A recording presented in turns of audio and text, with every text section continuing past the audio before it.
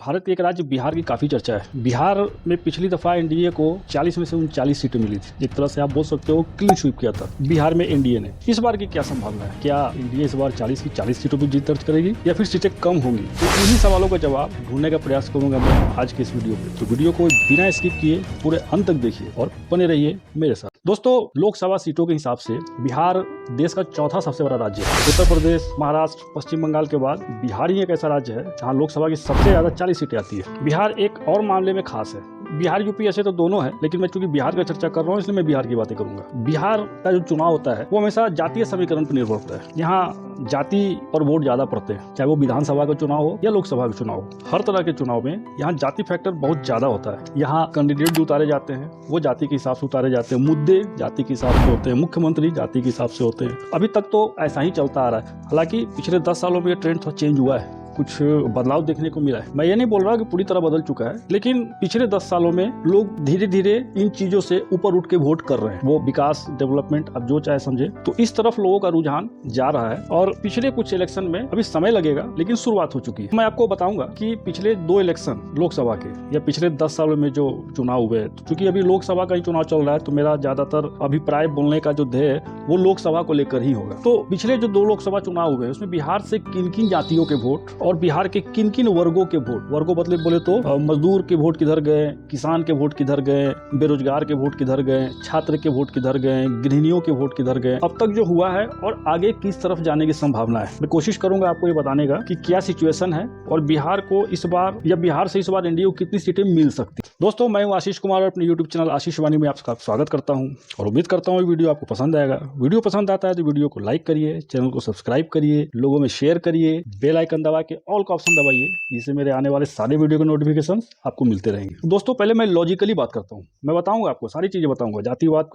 जाति के विषय में बताऊंगा और समाज के अन्य वर्गों का वोट के विषय में भी बताऊंगा। पहले लॉजिकली बात करते। दोस्तों, 2014 में जब बीजेपी ने श्री नरेंद्र मोदी जी को प्रधानमंत्री पद का उम्मीदवार बनाया था, उस समय गुजरात के मुख्यमंत्री थे। गुजरात को बहुत डेवलप किया उन्होंने। तो उस समय जब वो प्रधानमंत्री के लिए नॉमिनेट हुए तो उनके पास देश को बताने के लिए कि वो क्या रिफॉर्म कर सकते हैं, क्या योजनाएं बना सकते हैं, कैसे भारत को सुपर पावर बना सकते हैं, कैसे भारत में समृद्धि, खुशहाली, डेवलपमेंट, ये सारी बातें जो उस समय नरेंद्र मोदी जी बता रहे थे, तो उसके पीछे या उस समय उनके पास जो आधार था वो सिर्फ और सिर्फ गुजरात ही मॉडल था। क्योंकि उस समय तो वो देश बहुत कम जानता था या देश के किसी अन्य हिस्सों में उनका कोई कार्य क्षेत्र, कर्म भूमि नहीं था, तो कोई डेवलपमेंट, कोई डिलीवर वो उन्होंने किया हो ऐसा कुछ था नहीं। तो उनके पास सिर्फ गुजरात मॉडल ही था, जिसको दिखाकर उन्होंने देश से समर्थन मांगा, भरोसा मांगा और देश ने दिया। देश ने उन पे भरोसा किया, उन्हें सपोर्ट किया और देश की सत्ता दे दी नरेंद्र मोदी जी के हाथों में। न सिर्फ सत्ता दी बल्कि स्पष्ट बहुमत, फुल मैंडेट के साथ सत्ता दी। हालांकि उसके पीछे आप बोल सकते हो कि पिछली सरकार जो कांग्रेस की सरकार थी उसका भी एक रोल था, एक हाथ था। ये इतना जो स्पष्ट बहुमत जो बीजेपी को मिला या एनडीए को मिला, उसके पीछे कांग्रेस का भी हाथ था। हाँ था, बिल्कुल था। मैं भी एग्री करूंगा इस बात से, मैं इनकार नहीं करूंगा, क्योंकि उस समय जो कांग्रेस की सरकार थी वो देश में एकदम गजब का एंटी इनकम्बेंसी चल रहा था। देश में अराजकता, एंजाइटी जो कहिए, कांग्रेस के प्रति लोगों के अंदर जो एक रिस्पेक्ट होना चाहिए अपने देश की केंद्र की सरकार के प्रति, वो नहीं था। आप बोल सकते हो कि कांग्रेस भ्रष्टाचार में डूबी हुई थी, उनके फैसले समाज के एक खास वर्ग के लोगों के लिए होते थे। समाज में बहुत तरह की खाइयां थी। कुछ लोग थे जो कांग्रेस से बहुत खुश थे, जो उनके वोटर थे, लेकिन वैसे लोगों की संख्या ज्यादा थी जो कांग्रेस से खुश नहीं थे, वोट फिर भी उनको दे रहे थे, क्योंकि उस समय उनके पास कोई विकल्प नहीं था। देश में कांग्रेस का उस समय तो कोई विकल्प नहीं था। लेकिन जैसे ही 14 में श्री नरेंद्र मोदी जी ने केंद्र की राजनीति में कदम रखा और जो भरोसा उन्होंने दिलाया देश को, देश की जनता को, देश ने उन पर भरोसा किया और बिहार ने भी भरोसा किया। 2014 के इलेक्शन में बिहार के 40 में से 31 सीटें बिहार ने जिता कर दी एनडीए को। तो बिहार ने भरोसा किया। हालांकि पहले कार्यकाल के शुरुआती किसी भी नए सरकार के लिए जब वो पहली बार सरकार में आती है तो ऐसा तो है नहीं कि वो आते ही 6 महीना 1 साल के अंदर कुछ ऐसा कर दे कि अरे वाह क्या आपने किया। वो ऐसा होता नहीं है, उसमें थोड़ा समय लगता है। पिछली सरकार की गलतियों को सुधारना पड़ता है, अपनी नई योजनाएं लागू करना पड़ता है, बहुत सारे काम करना पड़ता है जिसमें समय लगता है। तो पहला कार्यकाल में वो नीतियां लागू किया उन्होंने, मोदी सरकार ने योजनाएं बनाई। हालांकि आगे चल कर उसका एक सकारात्मक असर देखने को मिला, वो नीतियां काफी कारगर साबित हुई, हो भी रही है, तभी तो आज देख ही रहे हैं। तो पहला कार्यकाल में ऐसे तो बहुत सारे सुधार के काम उन्होंने शुरू कर दिए थे, लेकिन 2 घटना का जिक्र मैं करूंगा जिससे मोदी सरकार रातों रात न सिर्फ फेमस हुई, मोदी सरकार में मोदी जी का कद भी बढ़ा, लोगों का भरोसा भी इस पार्टी के प्रति बढ़ा। वो 2 कार्यकाल थे और पाकिस्तान पे किए गए सर्जिकल और एयर स्ट्राइक किया। इससे पहले भारत की किसी भी सरकार ने ये कारनामा नहीं किया था। पाकिस्तान तो अक्सर अटैक करता रहता है भारत पे, कुछ न कुछ बहाने से, किसी न किसी सेक्टर पे या किसी न किसी, कभी जम्मू कश्मीर एलओसी के पास, तो कभी गुजरात में कुछ को, कच्छ में उनका जो सीमा लगता है उधर से कुछ भेज दिया, कभी राजस्थान से, कभी, तो इस तरह से वो करता रहता है शुरू से। कभी भारत के अंदर बम विस्फोट कराना जो आम था 2014 से पहले, सभी जानते हैं। 2008 का घटना जो मुंबई अटैक, उसको कौन भूल सकता है। तो कहने का मतलब कि पाकिस्तान तो शुरू से एक ही ढर्रे पे चल रहा था, एक ही नियम पे चल रहा था, जवाब उसको नहीं मिल पा रहा था भारत की तरफ से। तो ये पहली सरकार मोदी सरकार है जिसने पाकिस्तान को उसी के भाषा में जवाब दिया, न सिर्फ जवाब दिया, डैमेज किया। उसके बाद आपने देखा होगा इस तरह की घटनाएं बहुत कम हो गई, मैं तो कहूँगा रुक गई। अब कहाँ वो आए दिन बम धमाके, इस तरह की घटनाएं, आतंकवादी घटनाएं सीमित होकर रह गई हैं। कभी कभी जम्मू कश्मीर में ही सुनने को मिलता है, वो भी अब बहुत जल्द खत्म ही होने वाला है। वो एक होता है ना, दिया बुझने से पहले बहुत फड़फड़ाता है, तो ये सब हरकत उसी के कैटेगरी में आप रख सकते हो। तो ये जो घटनाएं हैं ये या तो सीमित जगह होकर रह गई हैं या खत्म हो गई। तो कहने का मतलब कि पाकिस्तान को रिटेलिएट कभी किया नहीं भारत सरकार ने। तो ये जो मोदी सरकार ने किया, एक बार सर्जिकल स्ट्राइक करके, एक बार एयर स्ट्राइक करके, इससे क्या हुआ, देश में लोगों का एक विश्वास जगा कि हाँ, हम भी बदला ले सकते हैं, हम भी अटैक कर सकते हैं, हम डरेंगे नहीं। इससे पहले की सरकार जो करती थी उससे एक मैसेज गया हुआ था भारत के लोगों में कि हम सिर्फ भर्त्सना, सिर्फ क्रिटिसाइज ही कर सकते हैं पाकिस्तान को, निंदा कर सकते हैं, अपने संसद में प्रस्ताव पारित कर सकते हैं, यूएन में जा सकते हैं, अपने मित्र देशों के पास जाके पाकिस्तान की शिकायत कर सकते हैं, हम बस यही कर सकते हैं। इससे पहले ये एक परसेप्शन था इंडिया के लोगों में, लेकिन इस धारणा को मोदी जी ने चेंज किया और लोगों में एक भरोसा, एक विश्वास दिया कि अब डरने की बात नहीं है और भारत डरेगा नहीं। तो ये पहले कार्यकाल की ये 2 घटनाएं हैं जिससे मोदी सरकार को स्टेबल किया, मजबूत किया और उनके पावर, उनकी शक्ति, उनका वोट, उनका कद को इंक्रीज किया। नतीजा 2019 का इलेक्शन देखिए आप, देश में भी उनकी सीटें बढ़ी और बिहार में भी उनकी सीटें बढ़ी।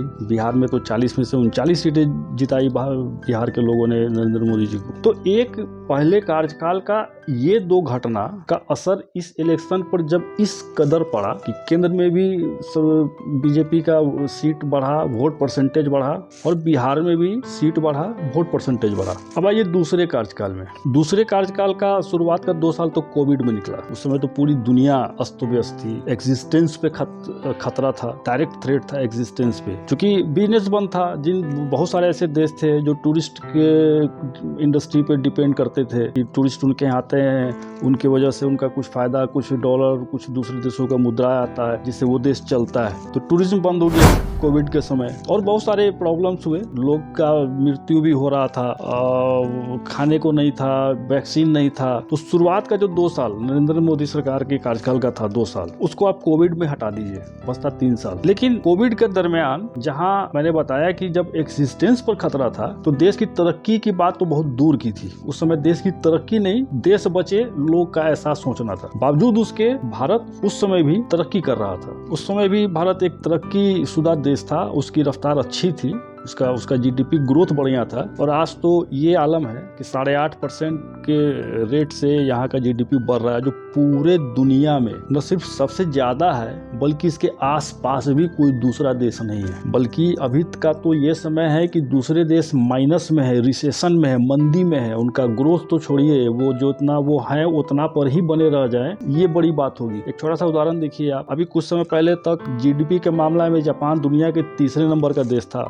सबसे ज्यादा पैसे वाले, सबसे ज्यादा बेहतर जीडीपी वाले अमेरिका और चाइना के बाद जापान का नंबर आता था, वो 3 नंबर पे था। अब मंदी का असर, रिसेशन का असर देखिए कि अभी वो 4 नंबर पे आ गया है। जर्मनी 3 नंबर पे चला गया। हालांकि जर्मनी ऐसा नहीं कि वो ग्रोथ के कारण 3 नंबर पे गया हो, नहीं, जर्मनी खुद रिसेशन में है। जर्मनी का भी जीडीपी श्रिंक कर रहा है, सिकुड़ रहा है। जर्मनी खुद परेशान है अपने देश में वो मंदी के हालात। फिर वो 3 पे कैसे चला गया? क्योंकि जर्मनी का जो हाल है उससे ज्यादा खराब हाल जापान का है। दोनों दोनों देश की जीडीपी श्रिंक हो रही है, सिकुड़ रही है। लेकिन जापान का थोड़ा ज्यादा सिकुड़ा तो वो 3 पे से 4 पे आ गया, और जर्मनी 4 पे था वो 3 पे आ गया, ऑटोमेटिक, बिना कुछ किए। ये नंबरों की अदला बदली हुई है। तो ये आप देख सकते हो। ये मैं इसलिए बता रहा हूँ ताकि आप ये समझ पाओ कि रिसेशन जिससे पूरा दुनिया तबाह है, नौकरी छोड़िए, महंगाई छोड़िए, वजूद पे खतरा है, ऐसे में हमारा देश 8.5% के रेट से जीडीपी ग्रोथ कर रहा है।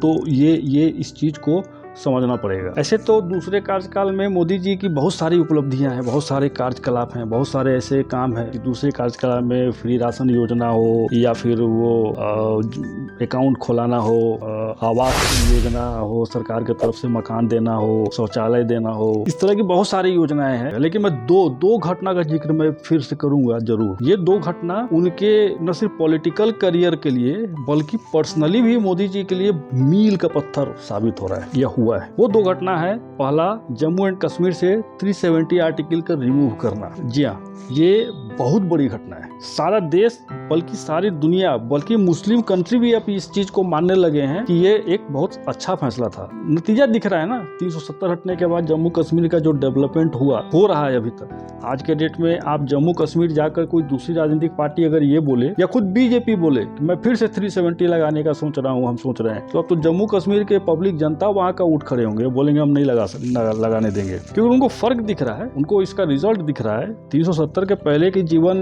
जम्मू कश्मीर का और 370 के बाद के जीवन में जमीन आसमान का अंतर है। वो वहाँ के लोगों को भी दिख रहा है, देश को भी दिख रहा है और दुनिया को भी दिख रहा है। तो ये एक बड़ी उपलब्धि मैं कहूंगा मोदी सरकार का। और दूसरा, राम मंदिर। जी हाँ, राम मंदिर उद्घाटन या राम मंदिर का बनना, जिससे आप देख सकते हो कि पूरा देश अभी राममय बना हुआ है। ये 2 उपलब्धि ऐसी है जिससे मोदी सरकार को उनका मनचाहा नंबर जो उन्होंने नारा दे रखा है 400 पार या 370 पार, ये 2 फैक्टर उनको बहुत हेल्प करेगा इस नंबर तक पहुंचने में। और बिहार भी इस चीज को देख रहा है। और दूसरा, मुझे कोई ऐसा कारण नहीं नजर आ रहा, आप लोग कमेंट करके बताना मेरे को, ऐसा क्या हुआ हो सकता है मोदी सरकार के कार्यकाल में जिससे उनकी सीटें घटे, देश में हो या बिहार की बात करिए। बिहार में ऐसा क्या किया है या ऐसा कौन सा फैसला केंद्र सरकार का है जिससे बिहार के लोगों में नाराजगी हो। किसान का अगर बात करेंगे तो वो सिर्फ पंजाब और हरियाणा तक ही सीमित है। इससे पहले भी जो किसान आंदोलन हुआ था उसमें इधर बिहार के या देश के किसी हिस्से से किसी ने सपोर्ट नहीं किया था। तो किसान मुद्दा हो नहीं सकता है। फ्री राशन लोगों को मिल रहा है, आवास लोगों को मिल रहा है, जनधन अकाउंट लोगों ने खोल रखा है,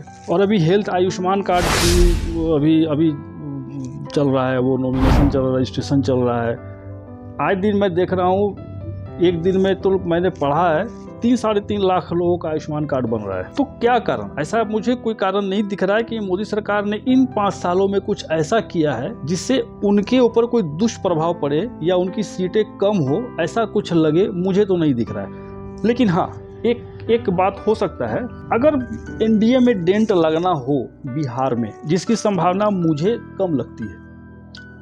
मैं जातीय समीकरण पर भी आ रहा हूं, मैं उसके भी बात करूंगा, लेकिन लॉजिकली देखिए तो मुझे बिहार में एनडीए की सीट कम होती नहीं दिख रही है। लेकिन कुछ लोग कहेंगे कि बिहार में पलटू राम करके जो एक शख्सियत है, जो एक नेता है, जिनकी आदत है पाला बदलने की, पलटी मारने की, तो उनके वजह से हो सकता है कि अगर कोई डेंट लगना होगा तो वो सिर्फ और सिर्फ नीतीश कुमार जी या उनकी पार्टी को डेंट लग सकता है। वो कुछ जगह से, 1-2 जगह से हार सकते हैं। तो इस तरह से मैं यह मान सकता हूँ या मान लूंगा कि एनडीए को 1-2 सीटों का नुकसान संभव है बिहार में, तो नीतीश कुमार के रूप में होगा, जे जनता दल यूनाइटेड के रूप में होगा। बाकी बीजेपी और जो दूसरी पार्टियां एनडीए में है, उनमें से किसी भी पार्टी को कोई भी सीट का नुकसान नहीं होगा। ये मैं एकदम कन्फर्म, आप भी इस चीज़ को नोट कर लीजिए। मैं तो कहूँगा कि 39 सीटें का जो रिकॉर्ड था पिछले दफ़ा, फिर इस बार वो दोहराएगा। नीतीश कुमार की जो बात मैंने कही, 2017 में भी फिर ऐसा ही हुआ था ना। नीतीश जी वो महागठबंधन में थे, उसको छोड़ के फिर एनडीए में आए और 19 में उन्हें अच्छा रिजल्ट मिला, अच्छा उन्हें अच्छा सफलता मिली उन्हें। तो इस लिहाज से मैं ये कह सकता हूँ कि इस बार भी लगभग वही सिचुएशन है और रिजल्ट भी लगभग वही है। जो एकमात्र सीट बिहार में एनडीए ने हारा, वो किशनगंज का सीट है। वो मुस्लिम इलाका है। बिहार में सबसे ज्यादा मुस्लिम आबादी वाला शहर किशनगंज ही है, लगभग 65-70% मुस्लिम है वहाँ पे। 1952 के बाद जब से चुनाव हो रहे हैं, वहाँ सिर्फ एक बार ही हिंदू कैंडिडेट जीता है, और 1999 के बाद बीजेपी वहाँ नहीं जीती है। शाहनवाज हुसैन लास्ट कैंडिडेट थे बीजेपी की तरफ से, जो 1999 में उन्होंने जीत दर्ज किया था। उसके बाद से बीजेपी वहाँ नहीं जीत रही है। इस बार का मुकाबला देखना दिलचस्प रहेगा। अगर वोट बढ़ता है मुसलमानों का, 2-3 ऐसी पार्टियां, ओवैसी जी ने भी शायद घोषणा करी है कि वो अपना कैंडिडेट उतारेंगे, तो ऐसे गढ़ वो किशनगंज जो है वो कांग्रेस का गढ़ है। वो शुरू से कांग्रेसियों का ही गढ़ रहा है, लेकिन चूंकि अभी कांग्रेस सेंटर में कमजोर है, तो ये देखना दिलचस्प होगा कि इस बार वहाँ के जो मुसलमान वोटर हैं कांग्रेस के, वो क्या सोचते हैं, क्या सोच रहे हैं। क्या वो आरजेडी के साथ जाएंगे, ओवैसी के साथ जाएंगे, या कांग्रेस के साथ बने रहेंगे, या वोट इस हिसाब से सभी में बंटता है कि उसका फायदा एनडीए कैंडिडेट को मिल सके, तो बात और होगी। वैसे किशनगंज को लेके मैं बहुत ज्यादा आशान्वित नहीं। मैं पिछले जो नतीजा है लोकसभा का, मैं उसे ही रिपीट होता हुआ देख रहा हूँ। अब आइए जाति की बात करते हैं। दोस्तों, पूरे देश में ओबीसी वोटर सबसे ज्यादा है, बिहार में भी है। बिहार में लगभग 63% के आसपास ओबीसी वोटर हैं। 14% के आसपास उसमें ओबीसी यादव हैं ओबीसी में। तो अगर आप 14% से थोड़ा सा ज्यादा ओबीसी में से अगर यादव को निकाल दीजिए, तो वो लगभग 48-49% के आसपास में होता है। प्लस ओबीसी में से जो दूसरी जातियां महागठबंधन को, जो यादव के साथ वोट करती है, वो महागठबंधन पिछले बार तो यूपीए था, तो उसको जो वोट करती है उसमें यादव है, धानुक है, नाई है। ये जातियां जो है ओबीसी की, ये महागठबंधन का वोटर है। वो आपको पिछले चुनाव में भी गया था महागठबंधन के साथ, इस बार भी जाएगा नो डाउट। इसमें आप मुस्लिम का भी जोड़ दीजिए, करीब 18% के आसपास बिहार में मुस्लिम है आज के डेट में, उनका वोट भी आप जोड़िए इन यादव लोगों के साथ, तो ये लगभग होता है 32-34% के आसपास। इसमें 1-2% सवर्ण के वोट भी हैं, जो महागठबंधन को जा रहा है, जाएगा, इस बार भी जाएगा। थोड़ा कुर्मी का वोट भी जाता है, कुछ कोयरी का वोट जाता है, थोड़ा बहुत पिछड़ा जाति का वोट जाता है। तो इन सभी वोटों को के रेशियो को, परसेंटेज को जोड़ेंगे आप, तो करीब 35-37% का आसपास का वो योग होता है जो महागठबंधन को जा रहा है, और जाएगा भी। थोड़ा परसेंट महिला का भी है, गृहिणी का, कुछ परसेंट किसान है, कुछ स्टूडेंट है, कुछ बेरोजगार है। इन सारे का वोट भी थोड़ा पार्ट महागठबंधन को जा रहा है। तो इसका जो जोड़ होगा, इसका जो योग है, वो 36-37% के आसपास होता है, जो महागठबंधन को जाता है। इस बार भी वही होगा। एनडीए को जो वोट जा रहा है, तो एनडीए को जाता है कुशवाहा का जाता है, बनिया का जाता है, कुर्मी का वोट जाता है, कोयरी का भी जाता है, ओबीसी में से कुछ यादव के वोट भी है। पिछली बार जो गया वो यादव के वोट भी गिरे हैं और मुस्लिम के वोट भी गिरे। परसेंटेज भले कम है, लेकिन ये वोट भी एनडीए को मिला है पिछले बार। प्लस एनडीए का अपना सवर्ण वोट है, प्लस उनके पास अति पिछड़ा ईबीसी जो है उनका वोट, क्योंकि ईबीसी का क्या, अति पिछड़ा और यादव एक साथ वोट नहीं जा रहे हैं। आप उठा के देखेंगे पिछले रिकॉर्ड को, जो इलेक्शंस हुए हैं उनके जो रिजल्ट देखेंगे आप, तो यादव का और पिछड़े जातियों का वोट एक साथ नहीं जा रहा है। यादव का महागठबंधन या फिर एंटी बीजेपी की तरफ जा रहा है। तो अति पिछड़ा जो पहले कभी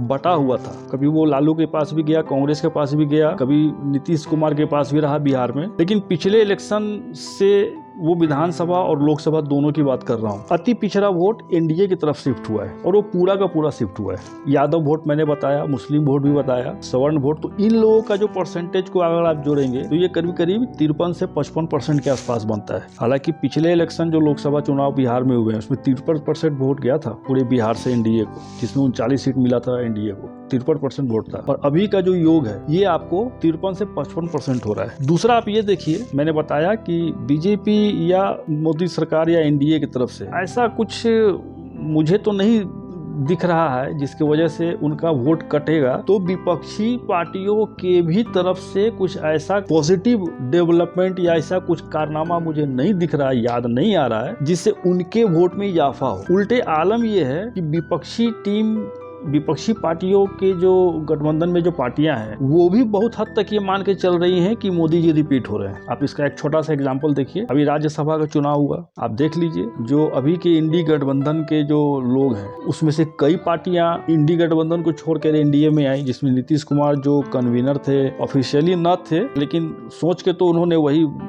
किया था। तो जो इंडी गठबंधन बनाया, कन्वीनर जो संयोजक थे नीतीश कुमार, वो खुद आ गए, आरएलडी आया। तो इस तरह के कुछ पार्टी थे जो एनडीए में आ रही हैं, जो पार्टियां एनडीए में नहीं आ रही हैं, उनके विधायक टूट के आ रहे हैं। चाहे वो कांग्रेस हो, देखा होगा हिमाचल का आपने, समाजवादी पार्टी उत्तर प्रदेश से भी टूट के आए हैं, क्रॉस वोटिंग किया। जो टूट के नहीं आ रहे वो क्रॉस वोटिंग कर रहे हैं। कुछ तो टूट के आ रहे, जैसे बिहार में आरजेडी का, उनके विधायक टूट के तो एनडीए में आके ओपनली एनडीए में शामिल हुए, बीजेपी में, और वोट करा उन्होंने। तो ये क्या बता रहा है? अगर मान के चलिए, हालांकि टीवी पे या न्यूज़पेपर में जो ओपिनियन पोल आ रहा है इलेक्शन में, उसमें बिहार से सीटें कम होती हुई बताई जा रही हैं एनडीए के हिस्से में। कोई 34, कोई 35 बता रहा है, कोई 36 बता रहा है। सिर्फ बता रहा है, कारण नहीं बता रहा है। क्यों कम हो रहा है ये कारण किसी भी चैनल पर आप देखेंगे तो क्यों का जवाब नहीं है, सिर्फ रिजल्ट है। यहाँ इतना आ रहा है, यहाँ इतना कम हो रहा है, यहाँ इतना कम हो रहा है।